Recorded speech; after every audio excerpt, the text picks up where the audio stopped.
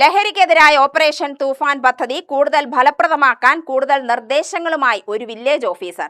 Nelliyampathy special village officer Sajikumar അമ്പാടിയാണ് സർക്കാരിന്റെ തൂഫാൻ പദ്ധതിക്ക് പ്രായോഗികമായ നിർദ്ദേശങ്ങൾ സമർപ്പിച്ചിരിക്കുന്നത്. ഇവ ആഭ്യന്തര വകുപ്പ് ഇതിനകം ഉദ്യോഗസ്ഥർക്ക് കൈമാറിയിരിക്കുകയാണ്. ഇത് തിരുവനന്തപുരം നെടുമങ്ങാട് സ്വദേശി അമ്പാടി വീട്ടിൽ എസ് സജികുമാർ. വില്ലേജ് ഓഫീസിലെ സേവനം മാത്രമല്ല ഈ മനസ്സിലുള്ളത്. സമൂഹത്തിന് ഗുണകരമായ പലതും ഈ ബുദ്ധിയിൽ നിന്നും ഉരുത്തിരിയാറുണ്ട്.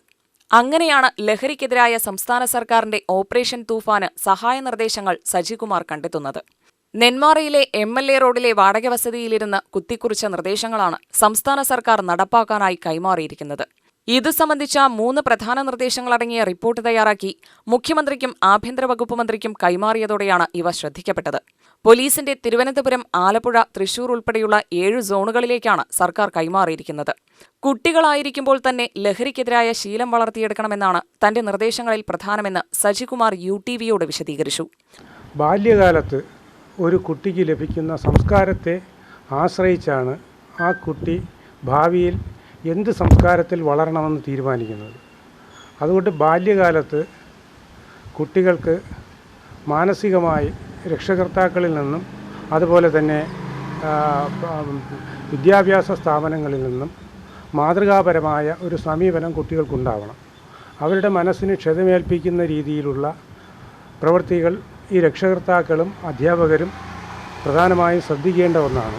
അപ്പോൾ മാതൃകാപരമായി വളരുന്ന കുട്ടികളെ സംബന്ധിച്ചിടത്തോളം അവരുടെ മനസ്സിൽ കരുണയും സമൂഹത്തോടുള്ള പ്രതിബദ്ധതയും സ്വന്തം മാതാപിതാക്കളോട് എങ്ങനെ പെരുമാറണമെന്നുള്ള കാര്യങ്ങളെക്കുറിച്ച് അവർക്ക് ബോധ്യമുള്ളതിനാൽ ആ ഒരു മനസ്സിലേക്ക് ദോഷകരമായ ചിന്താഗതികൾ അവിടെ നിറയുന്നില്ല. എന്തുകൊണ്ട് ഒരു കുട്ടി വളർന്നു വരുമ്പോൾ അക്രമവാസനയിലേക്കും ലഹരിയിലേക്കും വഴുതി വീഴുന്നുവെന്ന് ചോദിച്ചാൽ ബാല്യ മനസ്സിലേൽക്കുന്ന സംസ്കാരങ്ങളെ ആശ്രയിച്ചാണ്.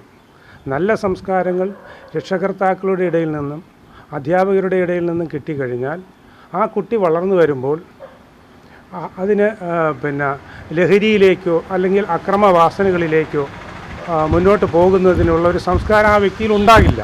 കാരണം ഉള്ളിൽ എന്ത് സംസ്കാരം ഒരു കുട്ടിക്കുണ്ടാകുന്നുവോ അതുമാത്രമാണ് ബാഹ്യപ്രപഞ്ചത്തിൽ നിന്നും ആ വ്യക്തി സ്വീകരിക്കുന്നത്. അതിൻ്റെ അടിസ്ഥാനപരമായി ബാല്യകാല സംരക്ഷണമാണ് ഇവിടെ വളരേണ്ടത്.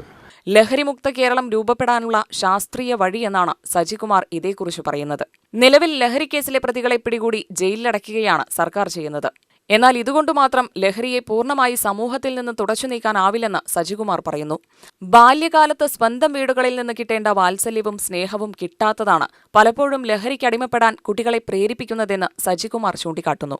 കുട്ടികൾക്ക് മാനസിക സുരക്ഷയും ധാർമ്മിക മൂല്യങ്ങളും സ്നേഹവും വീടുകളിൽ നിന്ന് തന്നെ ലഭിക്കണം. പിന്നീടാണ് സുഹൃത്തുക്കളിൽ നിന്നും അധ്യാപകരിൽ നിന്നും അവ ലഭിക്കേണ്ടത്. ലഹരിയുടെ പിടിയിലകപ്പെട്ടവരെ കുറ്റവാളികളായി മാത്രം കാണാതെ മാനസികമായി തളർന്നുപോയ അവരെ ജീവിതത്തിലേക്ക് തിരികെ കൊണ്ടുവരാൻ ശാസ്ത്രീയമായ കൗൺസിലിംഗും സർക്കാർ തലത്തിൽ നൽകണം. ലഹരിക്കടിമപ്പെട്ടവരുടെ ചികിത്സാരീതികൾ കൂടുതൽ ശ്രദ്ധയോടെ അവലംബിക്കണം. നിലവിലുള്ള നിയമങ്ങൾ കർശനമായി തുടരണം. പെട്ടെന്നുള്ള നടപടികൾ കൊണ്ട് മാത്രം 3 തരത്തിലുള്ള പ്രവർത്തനങ്ങൾ വിജയിപ്പിക്കാനാവില്ല. സർക്കാരിന്റെ കൃത്യമായ ദീർഘകാലാടിസ്ഥാനത്തിലുള്ള പ്രവർത്തനങ്ങളുടെയും ജനങ്ങളുടെ പൂർണ്ണ സഹകരണത്തോടെയും കൂടി മാത്രമേ തൂഫാൻ വിജയിപ്പിക്കാനാകൂ എന്ന് സജികുമാർ പറയുന്നു. ഓപ്പറേഷൻ തൂഫാൻ പദ്ധതിയിലൂടെ വളരെയധികം മാറ്റങ്ങൾ സംസ്ഥാനത്ത് കൊണ്ടുവരാൻ കഴിയും. കാരണം ഇപ്പോൾ തന്നെ 2000-ത്തിനകത്തോളം കേസുകൾ പിടിക്കപ്പെട്ടിട്ടുണ്ടെന്ന് ഞാൻ മനസ്സിലാക്കുന്നു. അപ്പോൾ അത്രയും ഈ കച്ചവടം നടത്തുന്നവർ ഈ സംസ്ഥാനത്തുണ്ടായിരുന്നു, ആരും കാണാതെ പോയി. പക്ഷേ ഇപ്പോൾ അത് മാറ്റുമ്പോൾ അതിൻ്റേതായ ഒരു മാറ്റം സംസ്ഥാനത്തുണ്ടാകും. ഈ കുട്ടിയുടെ ജോലി പഠിക്കുക എന്നുള്ളത് മാത്രമാണെന്നുള്ള ഒരു ചിന്താഗതി അധ്യാപകരുടെ ഭാഗത്തുണ്ടാവരുത്. കാരണം ജീവിതത്തിൻ്റെ ഭാഗം മാത്രമാണ് ഈ പാഠ്യപദ്ധതി എന്ന് പറയുന്നത്. അല്ലാതെ ജീവിതമേ പാഠ്യപദ്ധതി അല്ല. ജീവിതമേ പാഠ്യപദ്ധതി എന്നുള്ള കാര്യങ്ങളിലേക്ക് വരുമ്പോഴാണ് കുട്ടികൾ, അതായത് കുരുന്തു മനസ്സുകൾക്ക് കളിയും ചിരിയും വിശ്രമവുമാണ് ആവശ്യം. അവരിൽ അടിച്ചേൽപ്പിക്കുന്ന ഈ അക്ഷരത്തിൻ്റെ ക്ഷതങ്ങൾ അവരുടെ ശാന്തമായ, അതായത് സ്വതസിദ്ധമായ വളർച്ചയെ മുരടിപ്പിക്കുകയാണ് ചെയ്യുന്നത്. ആനുകാലികങ്ങളിലും മറ്റും ഇതു സംബന്ധിച്ച ലേഖനങ്ങൾ എഴുതാറുള്ള സജികുമാർ 3 വർഷം മുൻപാണ് പാലക്കാട്ട് ജോലിക്കായി എത്തുന്നത്. ജീവിത നിയമത്തിന്റെ സമവാക്യം എന്ന പുസ്തകവും രചിച്ചിട്ടുണ്ട്. UTV news, Palakkad.